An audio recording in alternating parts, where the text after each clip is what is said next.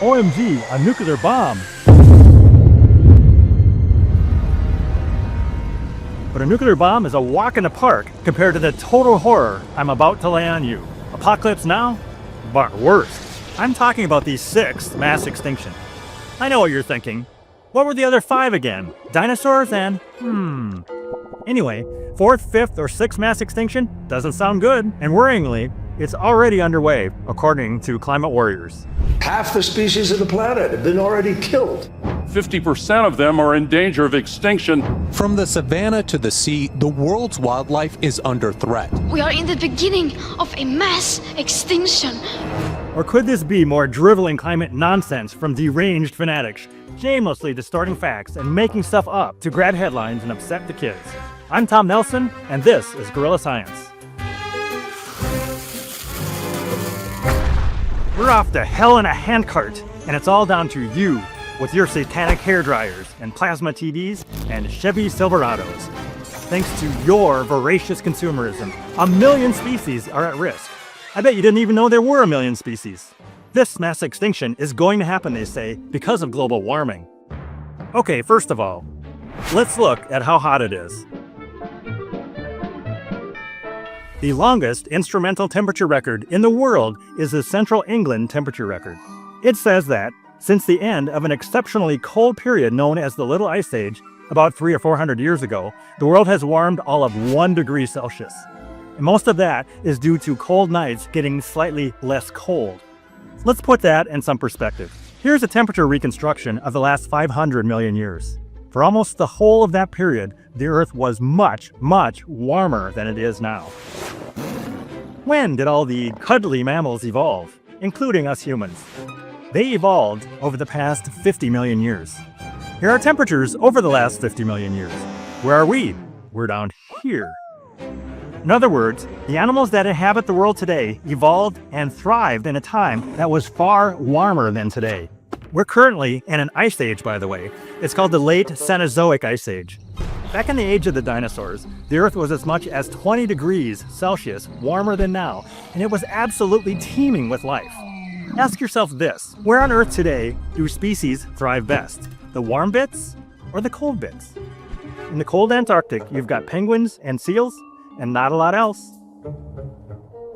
In our tropical savannas and forests, you can't move for insects and lizards and sloths, and zebras and elephants and giraffes and birds and crocs and wild dogs and snakes and monkeys and cats, and literally countless other species, many of which haven't even a name. There are in fact about 21,000 species living in the Arctic, but at the equator there are so many millions, biologists can't even put a vague number on it. About half of the world's plant and animal species live in tropical rainforests, and indeed, most species on Earth evolved in the tropics, including humans. What about the CO2 levels? That's the gas that's supposed to be causing all the trouble.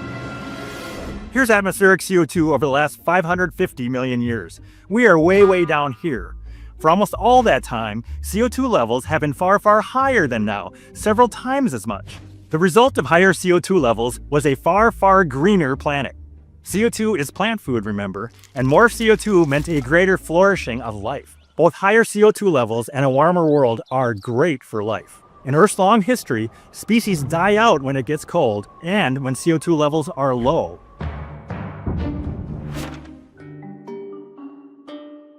Estimates of how many species there are on Earth vary enormously, extending into the tens of millions. And indeed, new species are evolving all the time. Scientists identify several new ones every year. Species do go extinct both naturally and due to human action, but in very small numbers, and it has nothing to do with climate.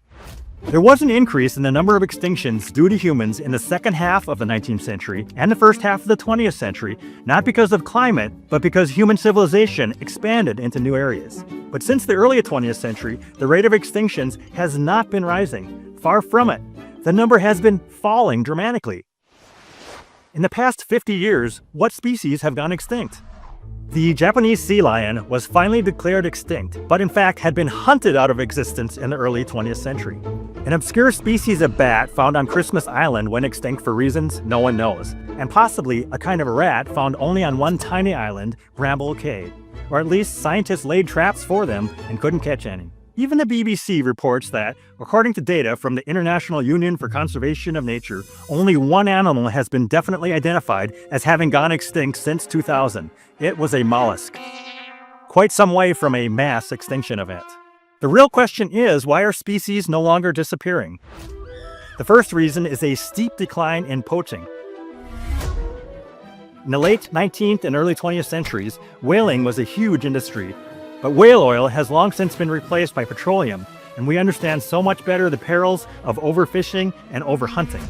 The hunting of whales has fallen dramatically since the 1970s. As a result, sightings of blue whales, for example, have increased more than 8-fold. And the same goes for other forms of wildlife. The number of black rhinos has more than doubled in the last 20 years, as has the number of Indian tigers. In recent decades, the number of mountain gorillas has quadrupled. The polar bear population has quadrupled. The other thing that has benefited wildlife over the past 100 years is development of modern scientific agriculture. Over time, farmers have learned to vastly increase productivity with the help of inorganic fertilizer to enrich the soil, herbicides to keep weeds at bay, pesticides to protect crops from insects, and GM seeds for healthier, more resistant crops.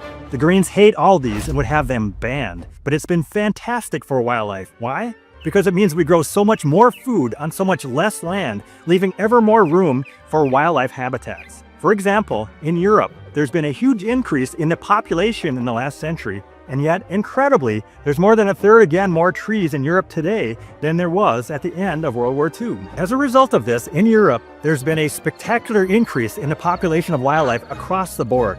The Greens hate modern scientific agriculture, but animals absolutely love it. The parts of the world where wildlife is most under risk are not the modern industrial capitalist bit, but rather the poor pre-industrial regions like Africa, where the number of lions, for example, is still in decline. But none of this has anything to do with climate. The claim of climate alarmists that we are facing a mass extinction event is frankly surreal. To repeat, the only animal to have definitely gone extinct in the last quarter of a century is a mollusk. What is breathtaking about climate alarmists is how shameless they are in spreading the most ridiculous lies. The only extinction we need to worry about is that of scientific honesty at the hands of hysterical climate zealots who will say anything to further their cause. I'm Tom Nelson, and this is Guerrilla Science.